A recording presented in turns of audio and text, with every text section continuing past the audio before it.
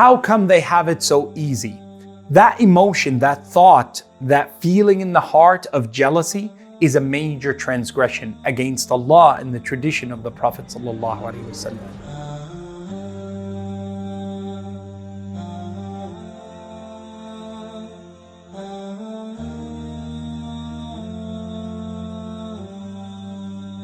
Allah subhanahu wa ta'ala condemns those who look towards other people's lives and underestimate the blessings that they've been given. Allah subhanahu wa ta'ala tells us that the one who has this hasad, this envy, this covetousness, this desire to have what other people have, that they measure their success and worth by the measuring stick of other people, that they're always looking and they want to keep up with others. They want to keep up with the Patels or the Ibrahim families. They want to keep looking over the fence. Well, what do they have and why don't I have it? How come they have an easier life than I do? How come they get better grades? How come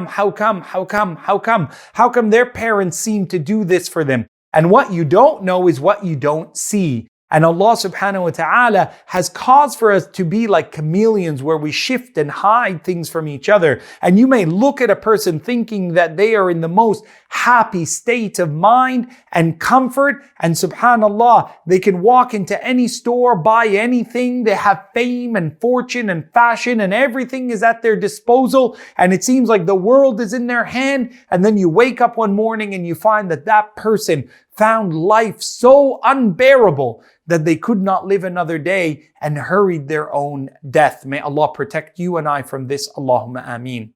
Don't ever judge another person and another book by its cover. Don't ever look at someone having something in one aspect of their life and assuming that the rest of everything and that which is behind closed doors is good.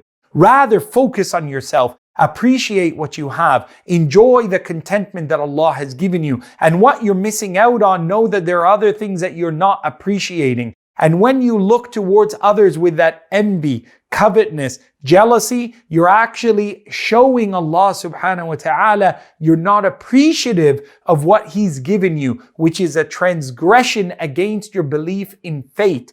And that shows that your belief in qadar has diminished, that Allah gives good and evil to whom He wills, how He wills, that the major choices in your life are not in your hand and destiny. You couldn't choose what era you would be born in, what color your skin would be, what family style you would have, what nationality you would be born into. None of those decisions were given to you, but you're asked to make the best of your life according to your own way and ability, not by living somebody else's life and dreaming of it. And Allah subhanahu wa ta'ala warns even our Nabi sallallahu alayhi wa sallam, وَلَا تَمُدَّنَّ عَيْنَيْكَ إِلَى مَا مَتَّعْنَا بِهِ أَزْوَاجًا مِّنْهُمْ زَهْرَةَ الْحَيَاةِ الدُّنْيَا. In Surah Taha, don't let your eyes look towards what splendor of a flower in bloom we've given to them. It's like a flower, it's bloom, but what happens to it? A day or two in a week and it whittles away and its leaves fall and it's done and it's dust.